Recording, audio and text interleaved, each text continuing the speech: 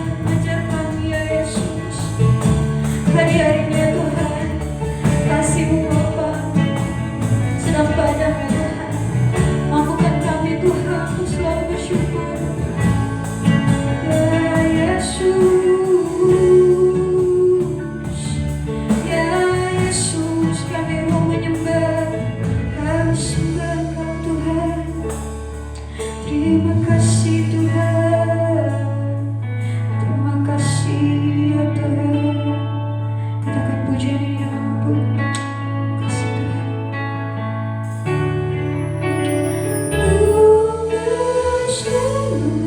Bersyukur, yes Tuhan, bersyukur Kau Tuhan yang setia, yang selalu menolong. Ku selalu bersyukur, selalu bersyukur Kau Bapa-Ku yang setia. Katakan sekali lagi, ku selalu bersyukur, selalu bersyukur Kau Tuhan yang setia, yang selalu menolong.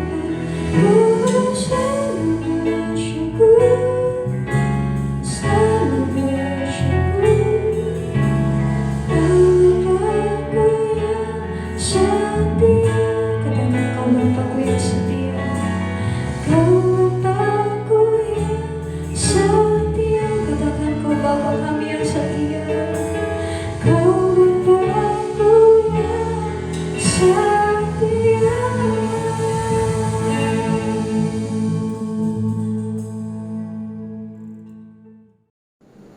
Shalom, anak-anak muda yang dikasihi Tuhan, dalam nama Tuhan Yesus. Youth Torch Generation yang berbahagia, yang diberkati Tuhan, Kak Santoso berharap kalian semua tetap dalam kondisi sehat dan tetap menjalankan protokol kesehatan. Dan hari ini, kesempatan yang indah ini, Kak Santoso ingin belajar. Kita akan ajak bersama-sama ya, Kak Santoso mengajak kita bersama-sama untuk mempelajari firman Tuhan. Dan tadi kita sudah memuji dan menyembah Tuhan, dan saatnya kita akan membaca dan mempelajari firman Tuhan. Nah, saudara kasih di dalam Tuhan Yesus Kristus, pertemuan yang sebelumnya kita membahas tentang dosa dan kutuk, dan hari ini Kak Santoso akan melanjutkan karena ada beberapa hal yang penting yang mesti dibahas di sini ya, masalah dosa dan kutuk, supaya kita semua tidak salah mengerti tentang pengertian tentang dosa dan kutuk, sehingga apa yang kita lakukan, apa yang kita katakan, pikirkan, semua itu sesuai dengan firman Tuhan. Oke, tapi sebelumnya kita akan berdoa terlebih dahulu untuk firman Tuhan yang akan kita renungkan pada malam ini. Terima kasih Tuhan buat kebaikan Tuhan, dan pagi ini, hari ini, malam ini kami bersama-sama memuji dan menyembah Tuhan. Dan sebentar kami akan belajar firman Tuhan. Bila firman Tuhan menjadi kekuatan bagi kami, supaya kami dapat menjalani hidup ini dengan rencana sesuai dengan rencana dan kehendak-Mu Tuhan. Terima kasih Tuhan, berbicara kepada kami, sertai kami Tuhan. Di dalam nama Tuhan Yesus Kristus kami berdoa dan naikkan syukur. Bersama-sama kita katakan, amin. Ya, saudara kasih dalam Tuhan Yesus Kristus. Kalau kita bicara tentang dosa, beberapa waktu yang lalu, dosa adalah kemelesetan, ya. Kalau saudara mempelajari firman Tuhan di dalam kitab Kejadian, ya saudara ya, kitab Kejadian pasal kita akan lihat kitab Kejadian pasal 2 ayat 7, saudara yang kasih dalam Tuhan Yesus Kristus. Kita baca dulu sekali lagi firman Tuhan ini supaya kita bisa mendasari firman Tuhan pada malam ini dengan Alkitab ya, kitab Kejadian pasal 2 ayat 17. Oke, kita akan baca bersama-sama ya. Oke, 1, 2, 3. Tetapi pohon pengetahuan tentang yang baik dan yang jahat, janganlah kau makan buahnya, sebab pada hari engkau memakannya pastilah engkau mati. Ya, sekali lagi Kak Santoso ulang. Tetapi pohon pengetahuan tentang yang baik dan yang jahat itu, janganlah kau makan buahnya, sebab pada hari engkau memakannya pastilah engkau mati. Nah, firman Tuhan yang Kak Santoso pernah sampaikan, Allah sudah memberikan perintah kepada Adam ya, Adam di ayat yang ke-16 ya, kitab Kejadian pasal 2 ayat 16. Lalu Tuhan Allah memberi perintah ini kepada manusia. Semua pohon dalam taman ini boleh kau makan buahnya dengan bebas. Perhatikan kata perintah sekali lagi ya, perintah. Jadi manusia diberi perintah untuk memakan buah-buahan semua pohon ya yang ada di Taman Eden dengan bebas. Oke. Tetapi perintah itu ada pengecualian. Perintah itu ada pengecualian, yaitu mengenai pohon pengetahuan tentang yang baik dan yang jahat. Buahnya jangan dimakan. Nah, ini salah satu perintah juga. Jadi perintah Tuhan itu jelas ya. Semua buah di pohon Taman Eden ini boleh dimakan. Tetapi ya, ada tetapinya. Pohon dari buah pengetahuan buah dari pohon pengetahuan baik dan jahat tidak boleh dimakan. Perintahnya jelas, oke? Tetapi akhirnya Adam melanggar. Nah, beberapa waktu yang lalu kita sudah mempelajari beberapa istilah dosa di dalam Perjanjian Lama, dan di Perjanjian Baru digunakan kata hamartia, artinya meleset ya. Kemudian di dalam kitab Kejadian pasal 2 ayat 17 ini ada beberapa pengertian tentang dosa, termasuk di Perjanjian Lama ya. Kak Santoso akan bahas satu persatu nantinya, tetapi hari ini Kak Santoso ingin menegaskan sekali lagi bahwa akibat dari dosa ini adalah kematian kekal, saudaraku, maut. Oke. Nah, banyak orang yang menghubungkan antara dosa Adam itu dengan kutuk. Nah, inilah yang harus kita pahami bersama-sama, teman-teman ya. Jadi jangan punya pengertian bahwa kita ini kena kutuk. Ingat ya. Padahal saudara dan saya perhatikan firman Tuhan ya. Kitab Kejadian pasal 3 ayat 17. Kitab Kejadian pasal 3 ayat 17. Kitab Kejadian pasal 3 ayat 17, silahkan dibuka, silahkan baca. Kitab Kejadian pasal 3 ayat 17, begini firman Tuhan. Oke. Lalu firman-Nya kepada manusia itu, ya, kepada Adam, karena sudah melanggar. Oke.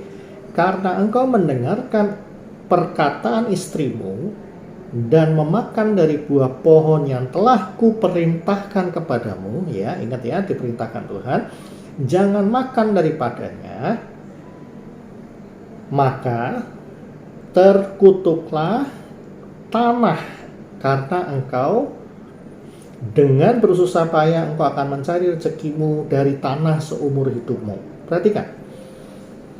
Maka terkutuklah tanah. Ingat, tanah. Ya. Karena Adam, tanah dikutuk.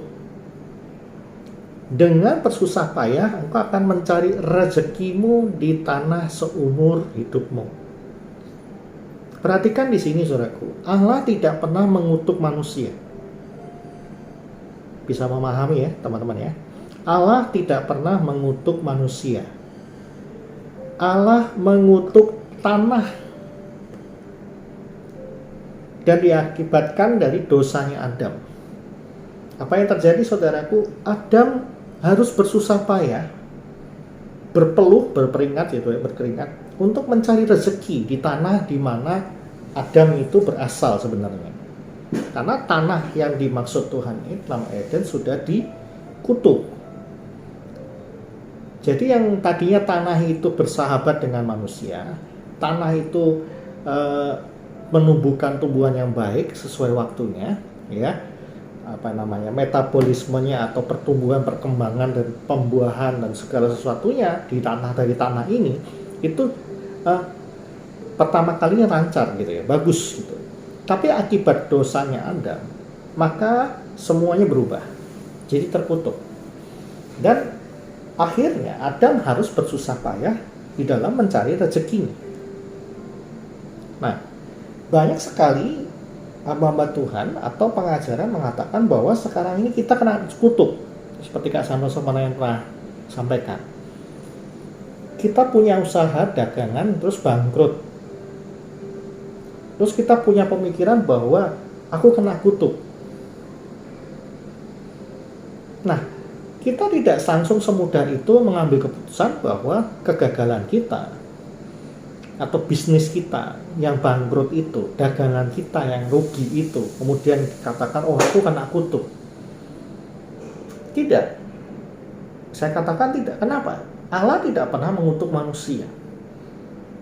Ya. Allah memberikan kutukan kepada tanah sehingga manusia harus bekerja keras untuk mencari rezeki. Begitu saudara. Jadi kalau ada kerugian dagangan, gagal dalam berusaha, itu bukan serta-merta kita kena kutuk. Bisa jadi kita dalam mengelolanya salah. Kita tidak baik dalam mengelola. Kita tidak mahir, tidak skillful, tidak punya keahlian untuk mengelola perusahaan tersebut atau dagangan kita atau toko kita. Pelayanan kita terhadap pelanggan mungkin kurang bagus, sehingga customer banyak yang lari daripada kita. Mungkin makanan yang kita sediakan tidak enak. Mungkin pelayanan kita terhadap pelanggan kita, mungkin omongan kita, sikap kita, penampilan perusahaan toko kita atau warung kita tidak menarik. Harga kita terlalu mahal. Kita terlalu jutek dengan customer. Sehingga akhirnya bangkrut usaha kita. Di sini bukan artinya kita kena kutuk, tetapi kita kurang skillful. Mungkin apalagi misalnya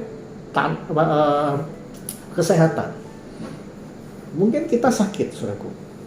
Sakit ini bukan serta-merta kena kutuk. Bisa jadi gaya hidup kita tidak sehat. Gitu ya. Jadi pada ayat kitab Kejadian pasal 3:17, Allah menyebutkan bahwa yang kena kutuk itu adalah bumi atau tanah. Tapi tidak kepada Adamnya atau manusianya. Manusia menerima konsekuensi akibat dari tanah yang terkutuk. Maka kita sebagai manusia zaman sekarang jangan mengambil kesimpulan bahwa setiap yang terjadi dalam hidup kita yang buruk-buruk ya saudaraku, itu semuanya berhubungan dengan kutuk. Saya kasih di dalam Tuhan Yesus Kristus, kitab Kejadian pasal 3 ayat 19. Oke. Dengan berpeluh engkau akan mencari makananmu. Jelas Alkitab mengatakan. Dengan berpeluh. Nggak ada tuh orang malas-malasan santai di rumah, main game, tahu-tahu dapat duit, tahu-tahu bisa makan dengan baik. Enggak. Manusia harus bekerja dan berpeluh, dikatakan di sini. Oke? Sampai engkau kembali lagi menjadi tanah, sampai kita mati. Karena itu dari situlah engkau diambil, sebab engkau debu dan engkau akan kembali menjadi debu. Jadi manusia itu memang harus bekerja, harus mengelola. Gitu loh saudara. Sekolah kita nilainya nggak bagus bukan karena kena kutuk, tapi karena kita malas belajar. Ada orang istilahnya berat jodoh, tidak laku dalam tanda kutip, maaf, tidak punya jodoh, tidak punya pasangan. Bukan artinya kena kutuk bujangan, bukan. Karena mungkin penampilanmu nggak bagus, nggak rapi, karaktermu karakter yang nggak bagus, nyakitin orang, pikiranmu pikiran jahat, hatimu penuh dengan kepahitan, sehingga perlakuanmu, perkataanmu, perbuatanmu terhadap calon pasanganmu atau temanmu itu kasar. Jadi orang jadi malas sama kita, nggak mau dekat sama kita. Oleh sebab itu bukan karena kita kutuk saudaraku ya, tetapi karena memang dari kitanya sendiri yang harus mesti memperbaiki diri gitu loh. Saudara kasih dalam Tuhan, pelajaran kutuk, pengajaran tentang kutuk itu kalau diajarkan dengan salah saudara, maka itu akan membuat jemaat atau umat pengikut Kristus itu menjadi orang yang tidak bertanggung jawab. Oh ya, kenapa? Karena sedikit-sedikit dia punya konteks kutuk. Jadi tidak mau punya usaha memperbaiki diri. Toko bangkrut karena kutuk. sakit karena kutuk, tidak punya pasangan karena kutuk, cerai kawin itu karena kutuk. Itu membuat jemaat atau pengikut Kristus jadi tidak bertanggung jawab. Tidak bertanggung jawab dalam hal ini loh saudara. Tidak mau merubah diri jadinya. Jadi pingin ambil, yang kedua adalah pingin instan, pingin cepet gitu loh. Bangkrut nggak mau susah-susah. Dia maunya langsung datang ke pendeta, didoakan, lepas dari kutuk, terus pulang, besok dagang, langsung laris. Itu manusiawi banget, dan itu tabiat dosa. Sekarang pertanyaannya, saudara bangkrut atau sakit deh ya, gampang sakit karena makan makanan yang berbahaya gitu ya, kolesterol tinggi misalnya, darah tinggi atau diabetes. Terus saudara menganggap bahwa ini kena kutuk karena dari turun temurun katanya gitu kan, dari papa mama saya, dari engkong saya, nenek saya, buyut saya semua. Terus kemudian kamu datang ke gereja, minta didoakan oleh pendeta untuk dilepaskan dari kutuk, kemudian besok langsung sembuh gitu diabetesnya. Enggak juga kan? Perlu usaha untuk menjaga diet makan kita, pola pikir hidup kita, gaya hidup kita, mesti kita perbaiki. Nah ini membuat, kalau pelajaran kutuk yang salah, itu membuat jemaat itu akhirnya tidak bertanggung jawab. Alkitab jelas mengatakan kok, tanah dikutuk dan kita harus bekerja keras. Ini tidak dalam hal berbisnis doang. Dalam kesehatan juga sama, kita harus bekerja keras bagaimana caranya menjaga kesehatan kita. Belajar kita juga sama. Kita tidak boleh sembarangan bahwa, kalau aku pingin pinter, maka aku tinggal berdoa sama Tuhan supaya kutuk-kutuk kebodohan disingkirkan dari hidupku. Nggak bisa. Sekarang orang yang dikasih kecerdasan khusus misalnya, punya cara kerja otak yang cepat, tapi kalau hidupnya masih malas belajar, nggak pernah belajar, ya tahu sih, ngerti, tapi nggak pernah belajar, dapat nilai bagus? Enggak. Nah, saudara kasih dalam Tuhan, itu yang pertama, jemaat tidak bertanggung jawab menjadi murid Kristus. Yang kedua, jadi pinginnya instan. Yang ketiga, menganggap remeh pengorbanan dan kuasa salib Kristus. Justru di dalam salib Kristus, dosa dan kutuk sudah diselesaikan oleh Tuhan. Salib Kristus itu membuat kita sudah dibebaskan dari segala kutuk. Kalau kita masih tetap ngurusin kutuk, berarti saudara dan saya menganggap remeh, menganggap enteng pengorbanan Kristus di kayu salib. Ya kan? Saudara kasih dalam Tuhan, pertanyaannya sekarang, kenapa kok masih banyak masalah ya, Kak? Hidupku masih susah ya, bisnisnya papa mama saya atau saya pun juga sekarang dagang rugi terus.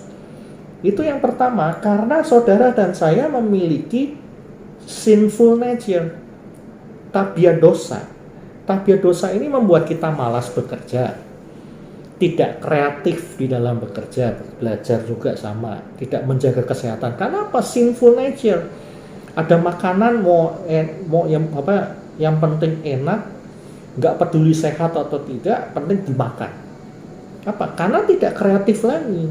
Sinful nature, nafsu daging dosa kita gitu loh.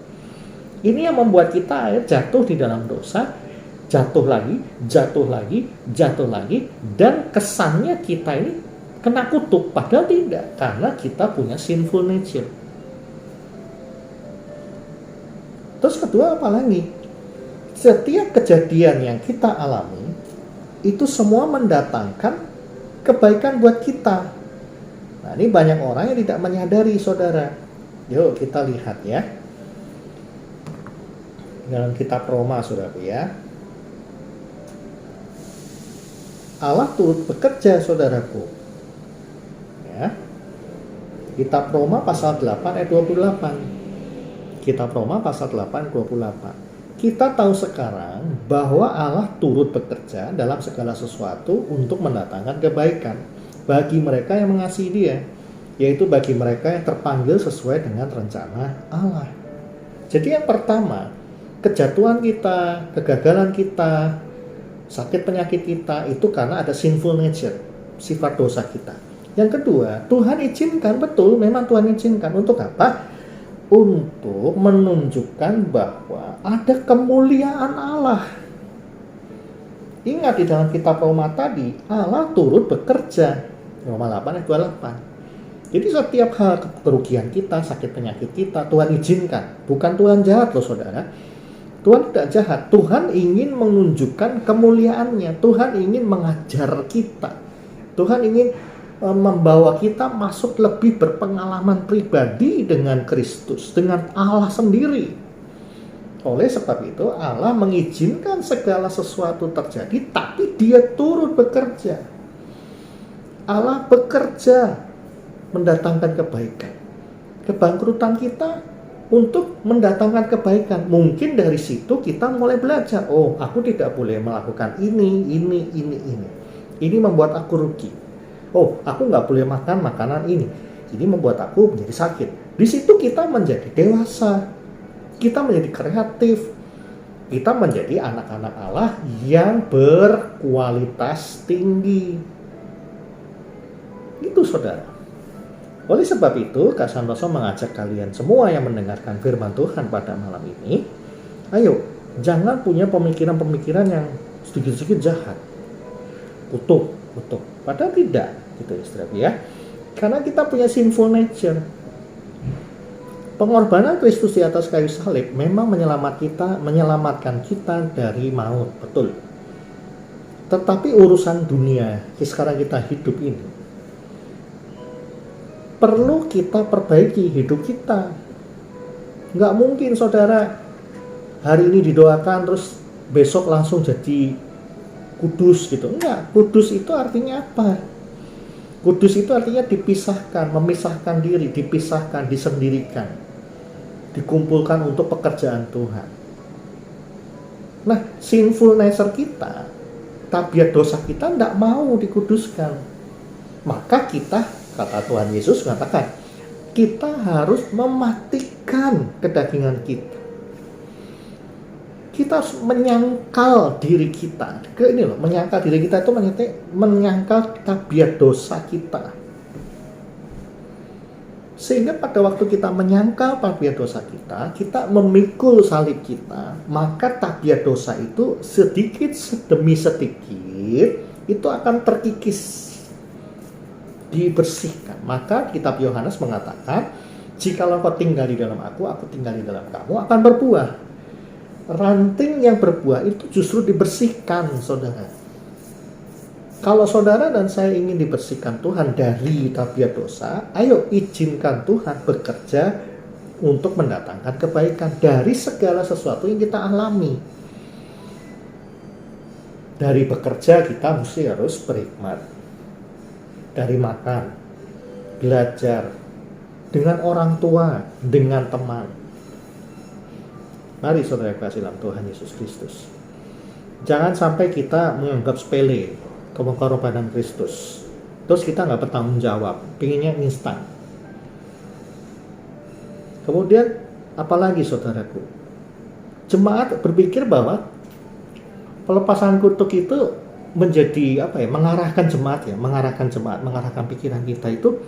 Tuhan itu hanya bekerja sejauh urusan-urusan daging kita. Bisnis bangkrut, datang para pendeta minta didoakan lepas dari kutuk. Penyakit, kena kutuk. Nggak naik kelas, kena kutuk. Nggak punya pasangan, kena kutuk. Kontrak-kontrak terus, kena kutuk. Jadi istilahnya dagingan semua yang diurusi. Padahal tidak. Daging ini akan habis, saudara. Akan lenyap.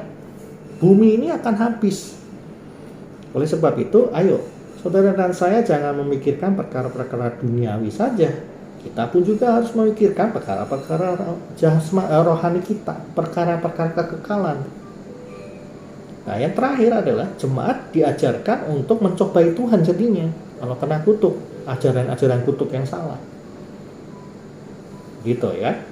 Misal contohnya seperti pernah dikatakan, ya. Angkat dompet, angkat tasmu. Jika engkau punya utang, angkat rekening bankmu, buku rekeningmu, buku ATM-mu, kartu ATM, dompet atau tas. Tolak kutuk kemiskinan, kebangkrutan. Minta Tuhan memenuhi rekeningmu dengan berkat-berkat uang supaya dapat melunasi utang. Saudara, itu pengajaran, itu mencobai Tuhan. Jadi kalau Tuhan nggak penuhi dompetmu dengan duit atau bankmu dengan duit, terus Tuhan itu jahat, Tuhan itu nggak fair, Tuhan itu nggak baik. Tuhan itu jahat berarti ya? Oh, enggak, saudara. Saudara mencobai Tuhan. Oleh sebab itu mari kita berhati-hati, saudara, dalam Tuhan Yesus Kristus. Kita sebagai anak-anak Tuhan, ingat, kutuk tidak diarahkan ke kita. Kita memang berdosa, betul, kita meleset, ya. Nanti kita bahas apa itu arti kata segagah kayak kemarin ya. Kita bahas satu-satu lagi. Ada apa? Kita tidak kena kutuk. Akibat dari kita berdosa, tanah dikutuk, sehingga tanah itu menjadi tidak subur. Artinya semua yang ada di dunia ini jadi tidak baik. Mulai dari pekerjaan kita, dari kesehatan kita merosot, wah, itu semua turun. Nah, oleh sebab itu Kak Santoso berharap semuanya, mari kita tanggapi setiap kejadian yang kita alami itu dengan dewasa. Oke? Kak Santoso akhiri dulu firman Tuhan pada malam ini. Saya harap Kak Santoso harap semuanya dalam kondisi sehat sekali lagi, ya. Jangan konyol, jangan berbuat hal-hal yang tidak bertanggung jawab. Oke, belajarlah dengan sungguh-sungguh. Sekolahmu yang benar-benar rajin, tekun sekolah, gitu ya. Jangan nunggu jatuh dari langit mendadak jadi pintar, enggak. Mesti usaha, ya. Semuanya kita mesti berusaha. Tuhan menyertai, membuka jalan, memberkati. Wah, itu baru mantap. Oke, sampai di sini kita akan berdoa. Terima kasih Tuhan buat firman Tuhan pada malam ini, mengingatkan kami untuk supaya bertanggung jawab dalam hidup kami. Untuk apa, Tuhan? Untuk kami tetap berkenan di hadapan Tuhan, bekerja dengan baik, belajar dengan baik. Demikian juga kami percaya Tuhan pasti memberkati kami kalau kami rajin bekerja. Kalau kami rajin belajar, Tuhan pasti berkati. Terima kasih Tuhan Yesus, Kau menyertai orang tua kami, papa mama kami, usaha, toko, pekerjaan. Apapun yang dilakukan papa mama kami dijadikan berhasil dengan usaha keras mereka. Tuhan juga menyertai Youth Thought Generation mereka, ketua, wakil, dengan staf yang ada. Kau menyertai kami semua Tuhan, menyertai gembala sidang kami beserta keluarganya. Kau menyertai teman-teman kami, saudara-saudara kami. Terima kasih Tuhan Yesus, Kau menyertai pekerjaan, kuliah, sekolah kami. Terima kasih Tuhan, turunkan berkat-Mu, berkat dari Bapa, kasih sayang Yesus Kristus, serta persekutuan Roh Kudus menyertai kita semua. Di dalam nama Tuhan Yesus Kristus kami berdoa dan naikkan syukur. Sama-sama kita katakan, amin, amin. Ya, Tuhan Yesus memberkati kita semua. Sampai jumpa, tetap jaga kesehatan. Shalom.